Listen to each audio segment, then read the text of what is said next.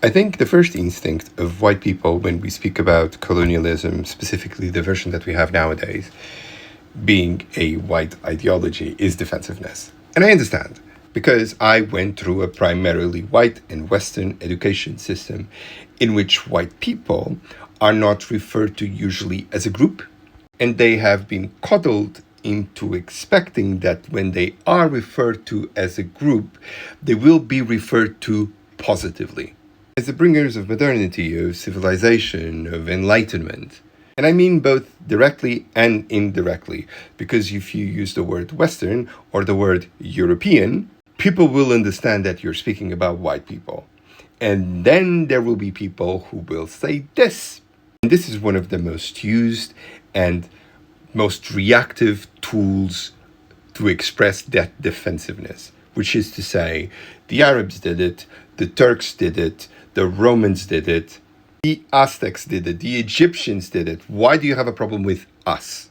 Because when we're speaking about settled colonialism, specifically in the context of the world in which we live at this moment, we're speaking about a very specific period in history, the consequences of which we are still living through.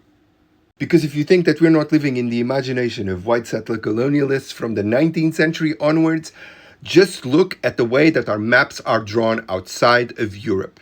Look at the inorganic nature of the lines and the angles that split cultures, religions, ethnicities, on the base usually of natural resources that were carved out by Western countries.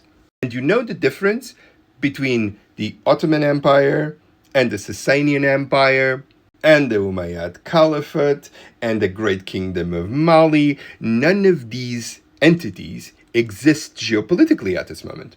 There is no embassy of the Kingdom of Meroe in Paris or in Washington or in London because they don't exist as a geopolitical entity anymore.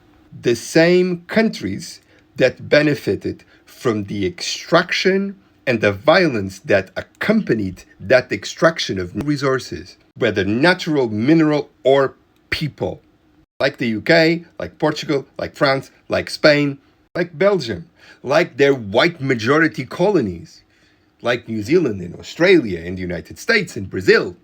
That's why we refer to them consistently, because they are the winners of history. People who were oppressed by whiteness from Palestine to Angola didn't create the concept of whiteness.